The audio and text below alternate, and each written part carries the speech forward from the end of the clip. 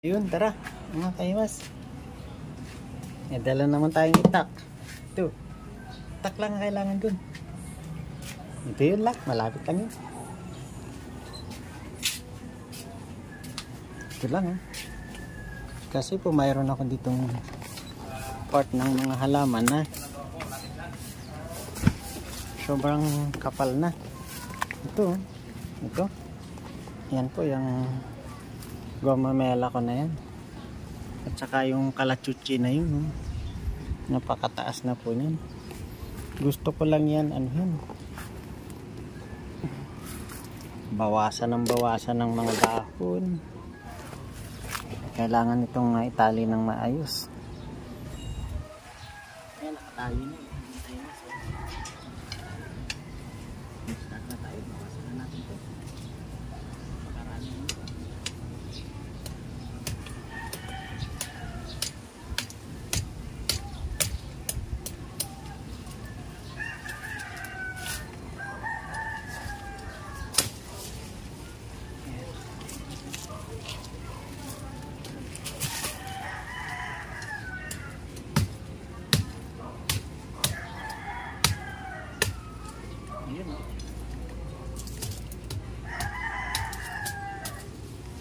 Itong itak natin ay matalim, matalas. Sa ibang salita, matalas. Tingnan nyo po, saglit lang,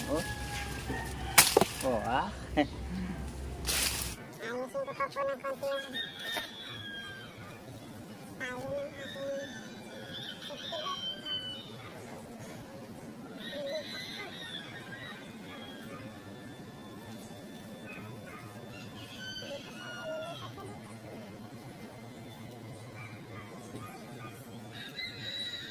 Talo ng ating yun, nakalipat na. Tingnan mo yun, lakas na.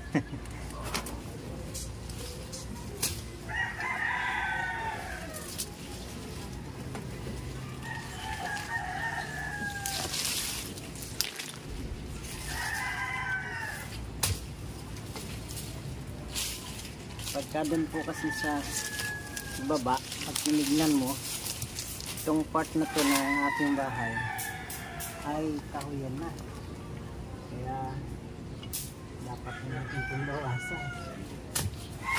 Ang kaibahan po kapag naka safety belt ka, ganito safety nest, hindi ka natatakot.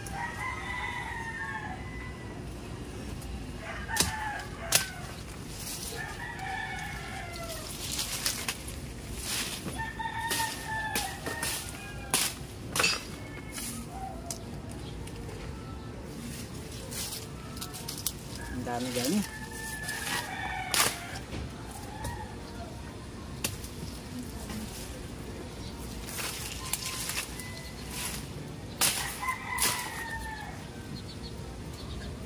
Meron tayong din paporma din. Ang yun, ganito ng guantes. Ito, bugambilya po pala ito. Pero ito, ordinary po mo lang ito.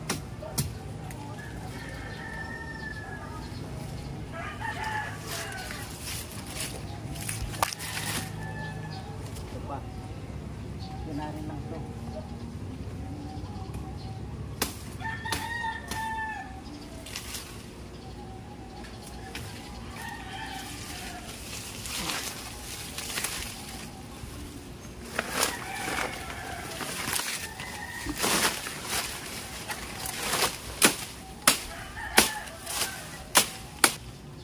Yan po, napakalinis na.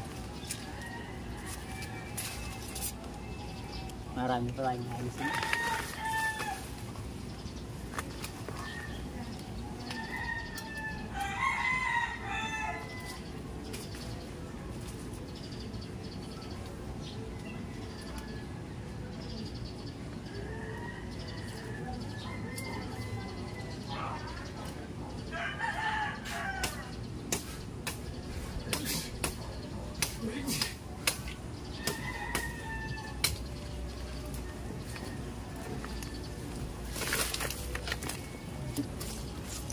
Makinit po sobra.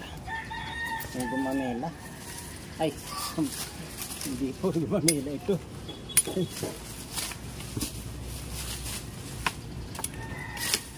Ibong gambilya.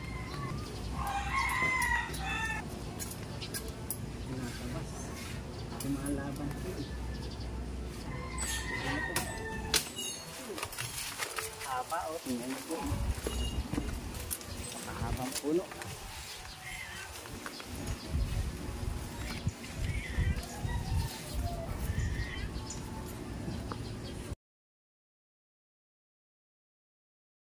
Ngayon naman po ay dito tayo. Babawasan natin yung puno ng kalachuchi. Ayan pong puno na yun. Yan, malaki na yun. Bawasan natin yan. Sobrang laki na po yan. At itong aking camera ay dito muna. Sana ito. Isisave ko lang kasi mahangin. Pero kapag dumangin ay pangit lang. Kaya nito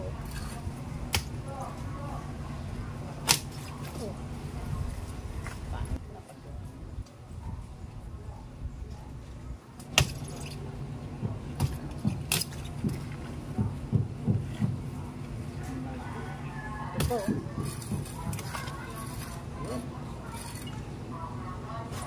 yung halaman na to ay tuwing tag-araw na ito nagtulaklak. Pero pag ganito yung tag-ulan ay sobrang dumadami. Kaya ngayon dami palago ng palago.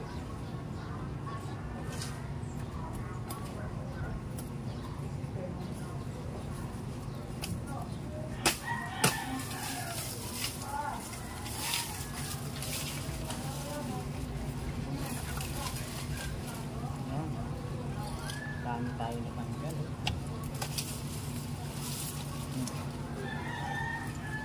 Halos din pa natin na ulit.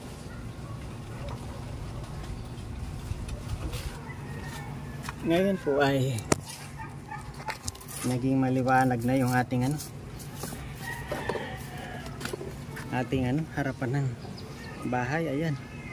Pero mayroon pa pong mga aalisin. Pakita ko na lang po sa inyo pagka totally malinis na. Sige po ha. Babalik si Kahimas. Silong muna tayo. Sobrang init. Napakainit po. Kailangan minom muna ng tubig. Minom po muna ako tubig. Minom ng tubig. Pagod.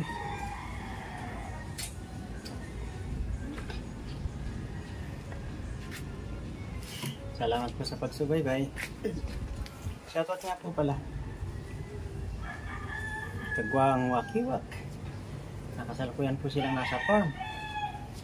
Wednesday pa po ang baba. Ay ingat po kayo. Nako, kitang-kita ko dami yung harvest. Talagay ko. Punong-puno ang karne Kagwang Wakiwak. Dami po siguro yun. Yung makukuha nilang kalakal. Alam niyo po, pag tag-ulan, ang langka po ay nagbibigay ng napakaraming bunga. Langka, pinya, avocado, santol. Lahat po yan. Pati saging, lahat po yan. Pag tag-ulan po. Pag tag-araw, sila ay nagpapahinga. Pero panahon po yun ng bago umulan, doon ka magpapataba. Gaya ng aking mga gulay. Pag panahon po ng tag-araw pa at medyo pumapatak-patak na yung ulan, naglalagay ako ng pataba. Ganyan. Pagka napatabaan ko na po yan, pagpatak ng ulan, biglang gagapang yan, yung mga gumagapang na halaman. Tapos pagka po yan gumapang na, yan, saka mo po susuportahan ng pataba na pampabunga. Nako, minsan nga po inaapura magbunga. Pero magbibigay sila pa ilan-ilan lang. Pero pagkat sapat na po yung gulang, magbubunga po yan. Daming bunga yan. Matanong yung aking patuloy sa taas. Ang dami. Pero naka-reserve yun kay Mang Edita. O yun. Pipitasin natin yun. Si Ma'am Edita. Ang ano natin doon. Nagbibigyan. Ayun. Sige po, ingat po kayo, Ma'am Edita. Kuya Allen TV. Shoutout sa iyo. Support po natin Kuya Allen TV. Siyempre po, huwag natin kalimutan yung mga puno ng ating mga pagbablog. Siyempre, unang-una si Agwang Wakiwak. Tapos si Ka-Business. Si Ka-Business po ang siyang nag-promote ng lahat ng ating mga pagbablog. Salamat po. Ang bilis ko na monetize. Yun. Ay, ganun kabilis ako na monetize. Siyempre po si Mrs. Ka-Business.